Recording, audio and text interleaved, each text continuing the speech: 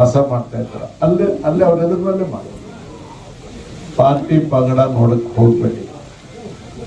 ಯಾರು ಈ ಮಾತನ್ನ ನಿಮ್ಗೆ ಹೇಳ್ತಾ ಇರೋದು ಅಂದ್ರೆ, ಇಡೀ ರಾಜ್ಯದಲ್ಲಿ ಇಷ್ಟು ಕೆಲಸ ಮಾಡಕ್ಕೆ ಸಾಧ್ಯವೇ ಇಲ್ಲೇ ಇದ್ದು ಪಾರ್ಟಿ ಪಂಗಡ ನೋಡದೆ ಕೆಲಸನೂ ಮಾಡಿ ಸೋತು ಮನೇಲಿ ಕೂತಿರ್ತಕ್ಕಂಥವ್ರು ಮತ್ತೆ ಹೇಳ್ತಾ ಇದ್ದೇನೆ, ಬಡವರಿಗೆ ಸಹಾಯ ಮಾಡುವಾಗ ಪಾರ್ಟಿ ನೋಡಬೇಡಿ.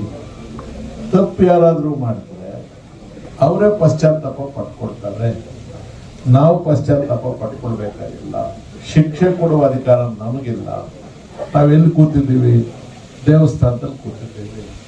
ತಪ್ಪು ಮಾಡಿದವ್ರಿಗೆ ಶಿಕ್ಷೆ ಕೊಡೋ ಜವಾಬ್ದಾರಿ ದೇವರಿಗೆ ಬಿಡ್ತೀವಿ. ನಮ್ಮ ಕರ್ತವ್ಯನ ನಾವು ಮಾಡ್ಕೊಂಡು ಹೋಗ್ಬೇಕು.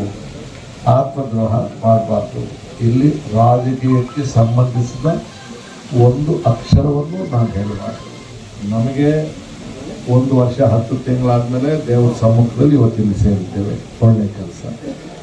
ನಮ್ಮ ಮುಸ್ಲಿಂ ಸಹೋದರರಿಗೆ ರಂಜಾನ್ ತಿಂಗಳು ಎಲ್ಲ ಉಪವಾಸ ಇರ್ತಾರೆ.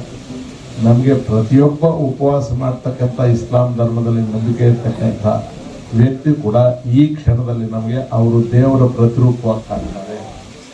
ಯಾಕಂದರೆ ಉಪವಾಸ ಮಾಡೋದು ಅಷ್ಟು ಸುಲಭದ ಕೆಲಸ.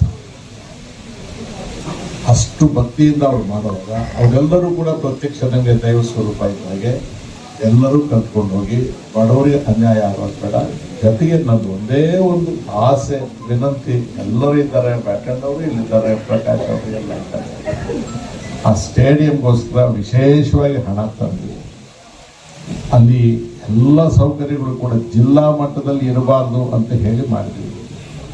ಬಸ್ ಸ್ಟ್ಯಾಂಡ್ ಮಾಡುವಾಗ ಜಿಲ್ಲೆ ಹೆಡ್ ಕ್ವಾರ್ಟರ್ಸ್ ಅಲ್ಲಿರೋ ಬಸ್ ಸ್ಟ್ಯಾಂಡ್ ಇಂತ ದೊಡ್ಡದು ಮಾಡಿದ್ವಿ. ಆವತ್ತು ನಮ್ಮ ಆಸೆ ಇದ್ದದ್ದು ನಮಗೆ ಕೋಚ್ ಫ್ಯಾಕ್ಟ್ರಿ ಬರುತ್ತೆ, ಮೆಡಿಕಲ್ ಕಾಲೇಜ್ ಬರುತ್ತೆ, ಜನ ಜಾಸ್ತಿ ಆಗ್ತಾರೆ.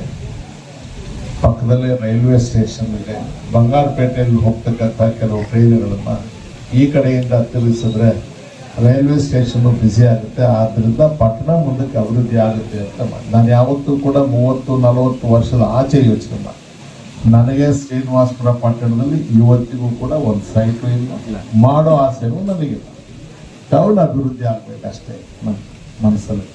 ಮಾರ್ಕೆಟ್ ಮಾಡುವಾಗಲೂ ಹಾಗೆ ಮಾಡಿದ್ವಿ, ಮುನ್ಸಿಪಲ್ ಹಾಲ್ ಕಟ್ಟುವಾಗಲೂ ಹಾಗೆ ಮಾಡಿದ್ವಿ, UGD ಮಾಡುವಾಗಲೂ ಕೂಡ 1ನೇ ಹಂತ ಸಾಕಾಗಲಿಲ್ಲ ಅಂತ 2ನೇ ಹಂತದಲ್ಲಿ ಮಾಡ್ತೀವಿ.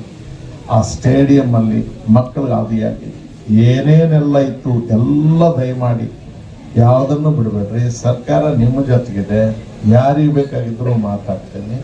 ತಕ್ಷಣ ಸ್ವಿಮ್ಮಿಂಗ್ ಪೂಲ್ ಮೊದಲುಗೊಂಡು ಎಲ್ಲ ಕೆಲಸವನ್ನು ಮಾಡ್ರಿ.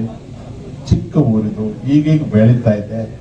ಮಧ್ಯಮ ವರ್ಗದ ಜನರಿಗೆ, ಹೆಣ್ಮಕ್ಳಿಗೆ ಕ್ಲಬ್ ಮಾಡಕ್ಕೆ ಹೋದ್ವಿ, ಅದಕ್ಕೆ ಗೊತ್ತಿದೆ ಅದೆಲ್ಲ ಬೇಡ, ದೇವ್ರ ಸಮ್ಮುಖದಲ್ಲಿದ್ದೇವೆ. ಅವ್ರಿಗೆಲ್ಲ ಯಾರ್ಯಾರು ಒಳ್ಳೆ ಕೆಲಸಕ್ಕೆ ಅಡ್ಡ ಬಂದಿದಾರೋ ಅವ್ರಿಗೆಲ್ಲ ದೇವ್ರು ಒಳ್ಳೆ. ಮನಸ್ಸಿಗೆ ದುಃಖ. ಜನ್ಮಭೂಮಿ ಹೆಸರಲ್ಲಿ ಲಕ್ಷ್ಮೀ ನರಸಿಂಹಸ್ವಾಮಿನ 1,000 ಕಿಲೋಮೀಟರ್ದಿಂದ ಕರ್ಕೊಂಡು ಬರ್ತೇವೆ. ಎಲ್ಲರೂ ಹೆಣ್ಮಕ್ಳನ್ನ ಎಲ್ಲರನ್ನೂ ಕರೆಸ್ತಾ ಇತ್ತು. ದೇವರು ಅವರೇ ಇಷ್ಟಪಡ್ತಿದ್ಮೇಲೆ ನಾನೇನು ಮಾಡೋಕ್ಕಾಗುತ್ತೆ? ಎಲ್ಲರೂ ಒಗ್ಗಟ್ಟಾಗಿದೆ. ಸಣ್ಣ ವಿಚಾರಗಳನ್ನು ಯಾರು ಮಾತಾಡಕ್ಕೆ ಹೋಗ್ಬೇಡಿ. ನಾವು ಯಾರನ್ನೂ ದೂಷಣೆ ಮಾಡಬೇಕಾದ ಅಗತ್ಯ ಇಲ್ಲ, ಯಾರನ್ನೂ ನಾವು ಉಕ್ಕು ಮಾಡಬೇಕಾಗಿಲ್ಲ. ಎಲ್ಲವೂ ಜನರ ಕಣ್ಣಿಗೆ ಕಾಣುತ್ತೆ. ಚೌಡೇಶ್ವರಿ ದೇವಿಯ ಶಕ್ತಿ ನಮಗೆ ಆಕೆ ಪರ್ಸನಲ್ ಆಗಿ ಕುಲದೇವತೆ. ನಾನು ಈ 3-4 ತಿಂಗಳಿಂದ ಒಂದು 4 ಸಲ ಹೋಗಿದ್ದೀನಿ ಸಿಗಂದೂರಿಗೆ. ನಮಗೆ ಮನೆ ದೇವರು ಬಂದು ನಂದವರ ಬನಗಾನಪಲ್ಲಿ ಅಂತ ಕರ್ನೂಲ್ ಡಿಸ್ಟ್ರಿಕ್ಟಲ್ಲಿ. ಈ ದೇವರಲ್ಲಿ ನನಗೆ ವಿಶೇಷವಾದ ನಂಬಿಕೆ. ತಾಯಿ ಭಕ್ತ ಆದರೂ ಕೂಡ ಸಾಯಿಬಾಬಾ ನೆನೆಸ್ಕೊಂಡು ತಾಯಿ ಪ್ರಾರ್ಥನೆ ಮಾಡ್ಕೊಂಡಿದ್ದೀನಿ. ಯಾರು ಯಾರನ್ನು ಏನು ಅನ್ನಕ್ಕೆ ಹೋಗ್ಬಿಟ್ರಿ. ಇವತ್ತು ಒಳ್ಳೆ ದಿವಸ, ಇಲ್ಲಿ ಸೇರ್ಬಿಟ್ಟಿದ್ದೀವಿ, ಒಳ್ಳೇದಂತ ಮಾತಾಡ್ಬಿಟ್ಟಿದ್ದೀವಿ. ನಮ್ಮ ಕೆಲಸ ಏನಿದೆ ಬಡವ್ರ ಕೆಲಸ ಮುಂದುವರಿಸ್ಕೊಂಡೋಗಿ ಇನ್ನೂ ಮಾಡೋಣ. ನಮ್ಮ ಕರ್ತವ್ಯ ನಾವು ಮಾಡ್ಕೊಂಡೋಗೋಣ. ನೀವೆಲ್ಲರೂ ಇಷ್ಟೊಂದು ದೊಡ್ಡ ಸಂಖ್ಯೆಯಲ್ಲಿ ಇವತ್ತಿಲ್ಲಿ ಬಂದಿರೋದು ನನಗೆ ಬಹಳ ಖುಷಿ. ಆಮೇಲೆ ಇತ್ತೀಚೆಗೆ 1-2-3 ತಿಂಗಳದ ಅದೇನೋ ಜಮೀನು, ತೋಟ, ಸ್ವಾಮಿ ಕೋತ್ಲೆ ಏನು ಹೋಗೋದಿಲ್ಲ. ಚೌಡೇಶ್ವರಪ್ಪನ ಪಾದ ಮೇಲೆ ಪ್ರಮಾಣ ಮಾಡಿ ಹೇಳ್ತೇನೆ, ನಾನು ಯಾವ ತಪ್ಪು ಮಾಡಿಲ್ಲ. ಒಂದೇ ಒಂದು ಕುಂಟೆ ನನಗೆ ಬೇಕಾಗಿಲ್ಲ. ಇದನ್ನು 2002ರಲ್ಲೇ ಸರ್ಕಾರಕ್ಕೆ ಬರೆದು ಕೊಟ್ಟಿದ್ದೇನೆ. ಆದರೆ ಇವೆಲ್ಲವನ್ನೂ ಬಚ್ಚಿಟ್ಟು ಏನೆಲ್ಲ ಬೇಕು. ನಾನು ಒಂದಕ್ಕೂ ಇವತ್ತಿಗೆ ಉತ್ತರ ಕೊಟ್ಟೇ ಇಲ್ಲ, ಇವತ್ತಿಗೆ ಉತ್ತರ ಕೊಟ್ಟಿಲ್ಲ. ಎಲ್ಲ ಸರ್ವೆ ಸರ್ ಬಂದ್ರಪ್ಪ ಮಾಡಿ 4 ಸರ್ವೆಗಳಾಯ್ತಿದ್ವು. 4 ಸರ್ವೆಯಲ್ಲೂ ರಮೇಶ್ ಕುಮಾರ್ ನಿರ್ದೋಷಿ. ರಮೇಶ್ ಕುಮಾರ್ ಸರ್ಕಾರ ಜಮೀನು ತಗೊಂಡಿಲ್ಲ, ಅರ್ಜಿದಾರರಿಗೆ ದೇವರು ಒಳ್ಳೇದು ಮಾಡಲಿ, ದೂರು ಕೊಟ್ಟಿದ್ದವರಿಗೆ ದೇವರು ಒಳ್ಳೇದು ಮಾಡಲಿ ಹೇಳ್ತೇನೆ. ಈಗ ಇಷ್ಟು ದಿವಸ ಬಂದದ್ದು ನ್ಯೂಸ್ ರೀಲ್ ಅಷ್ಟೇ ಬಂದಿದೆ, ಟ್ರಯಲ್ ಬಂದಿದೆ. ಸಿನಿಮಾ ಸೋಮವಾರದಿಂದ ಆಚೆ ಶುರುವಾಗುತ್ತೆ.